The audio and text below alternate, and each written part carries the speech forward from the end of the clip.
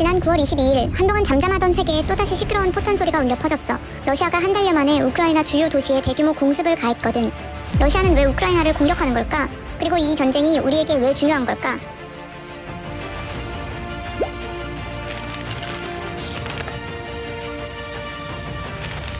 하나. 2022년 2월 24일 현지 시각으로 오전 4시 50분에 러시아 대통령 푸틴의 군사작전 개시 명령으로 러시아의 우크라이나 침공이 시작됐어. 그러면 이 전쟁은 왜 시작됐냐?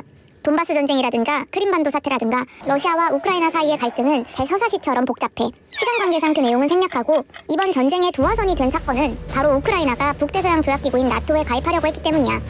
나토는 1949년 냉전 시대에 미국이 소련의 팽창을 막기 위해 만든 군사 동맹인데 74년에 걸쳐 총 31개국이 가입했어. 러시아와 국경을 맞대고 있는 우크라이나는 러시아 입장에서는 마지막 완충지대라고 볼 수 있는데 우크라이나가 나토 가입 의사를 몇 번씩 비쳤을 때마다 푸틴은 꾸준히 불만을 표출했어. 그러다가 전쟁으로 폭발하게 된 거지. 표면적으로는 그래. 둘. 그런데 이 두 국가의 전쟁이 왜 우리나라에 중요하냐? 일단 우리나라는 두 국가와 30년 넘게 우호적인 관계를 맺어왔어. 1990년 한국은 소련과 수교 관계를 맺었어. 1년 뒤인 1991년 소련이 붕괴하면서 러시아가 소련의 지위를 승계하면서 그 수교 관계가 지금까지 지속되고 있지. 원자재 구입 등 경제 교류도 활발히 하는 주요 교역 국가였어. 그리고 같은 해에 우크라이나와도 수교를 맺었어. 그러니까 우리는 러시아와 우크라이나 어느 한쪽이 덜 중요한 관계가 아니었던 거야.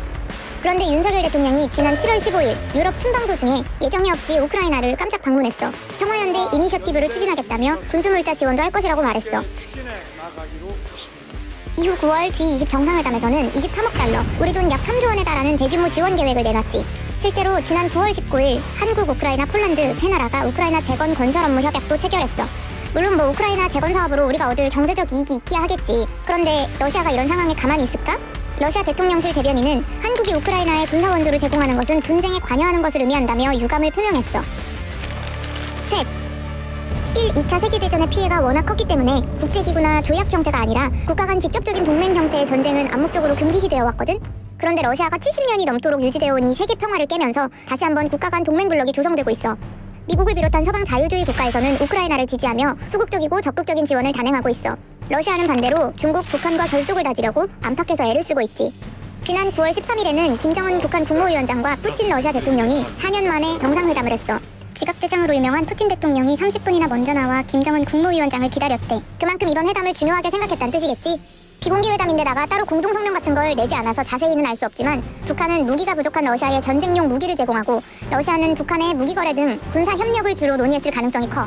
특히 정상회담 후 푸틴 대통령은 북한의 위성 개발을 돕겠다고 언급했는데 사실상 ICBM 대륙간 탄도미사일 개발을 돕는 것이 아닌가 하는 우려가 나오고 있어.